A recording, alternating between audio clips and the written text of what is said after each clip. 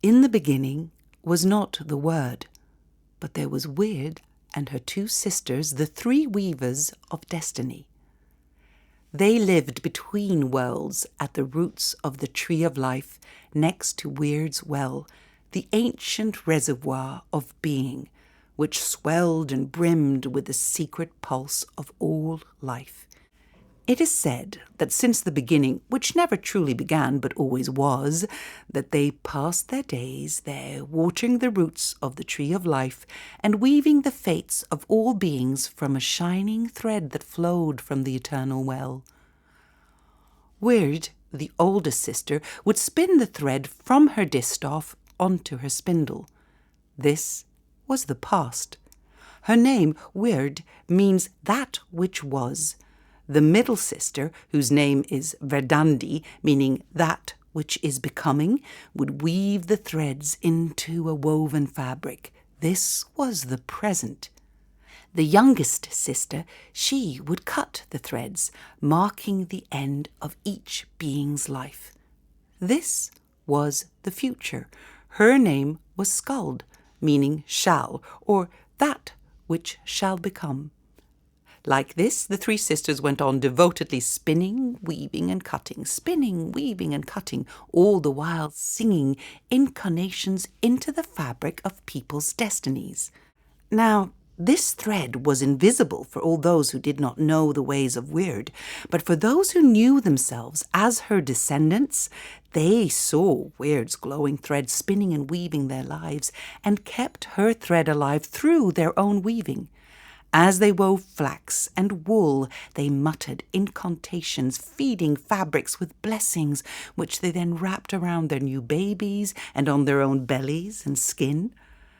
They sometimes laid blankets of delicious offerings with 3 forks for Wyrd and her 2 sisters out on the moors under the moon. They spoke to plants, to herbs, before harvesting them to cure the sick, singing healing prayers over them while they cut, cooked, distilled, and prepared the medicines.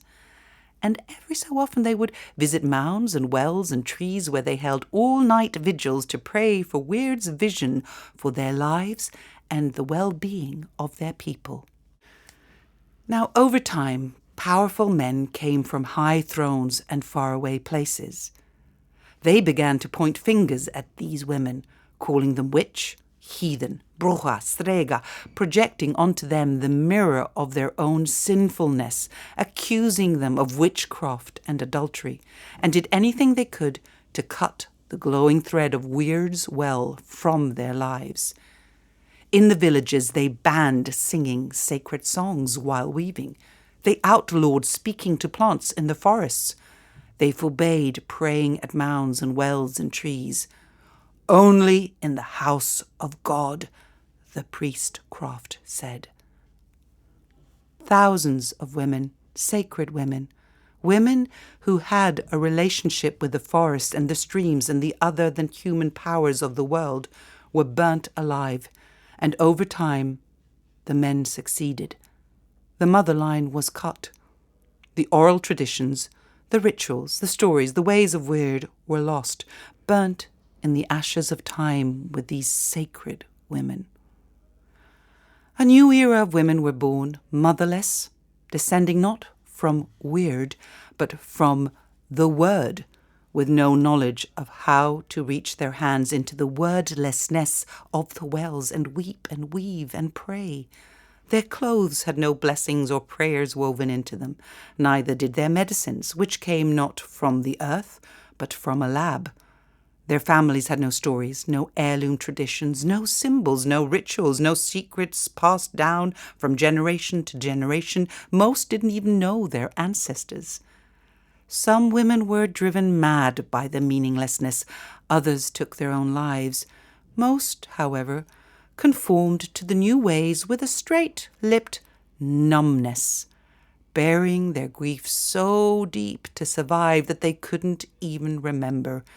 They forgot that they even forgot. All they knew was that they were fine.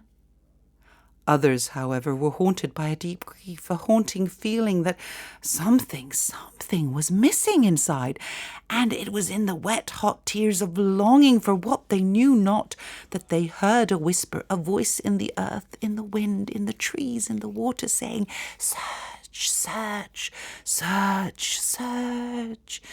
They did not know what they were searching for. All they knew was that they had to. Desperately they began turning over rocks and stones. Hungrily they looked under the rubble of ancient ruins. With a longing so deep they studied animals, the ways of nature, forgotten holy days, the cycles of the moon. They poured themselves into old myths and folk tales and excavated the most life-giving artifacts and archaeologies. And in the ruins of all they found things, sacred things. Old images of bears, birds, snakes, deer, bulls, bees, the moon. They found forgotten sacred places, caves, wells, mounds, burial grounds, many engraved with symbols of circles, spirals, vulvas, and runes. They found old stories about 3 sisters of fate in different names and cultures from all over the world. And in the ruins, they found thousands of female deities, tiny statues and paintings of bird, snake, deer, bee goddesses and their familiars. And in female graves they repeatedly found staffs that looked oddly like a distaff, the same distaff that the 3 sisters used to spin the threads of destiny. Slowly the women began to remember, and something old pulled on them. Without understanding why, their hands pulled them back to the soil, to the dusty loom, to the earthen paint and clay. Their speech began to remember old words, pregnant with meaning, image, myth, landscape, and their praying pulled them back out to the wells, to the plants and rivers and trees, to that old silence, to that wordlessness that preceded the word. And a new generation of women eventually came, a generation of women who did not have the unbroken mother line. All they had was ruins, sacred ruins, bits and pieces of a living past, stories they had not heard but could faintly remember in the wind, all of it pointing to what every woman throughout time has always had access to, no matter how much the thread line has been cut. They had, we have, the descending current, the glowing thread still brimming there from Wyrds well, still revealing everything we need to know, if only we close our eyes to see. This is the thing about sacred things, that as cut as the thread line might be, as torn as the heart might be, as burnt to ashes as women and their ways might be, the descending current is never truly lost. It is always there, underground, inside, in between, still brimming there under the roots of the tree of life, where the 3 sisters still sing, still weaving the fates of all beings from that hidden pulse of all life. Even this devastated mother line, the whole time they were weaving.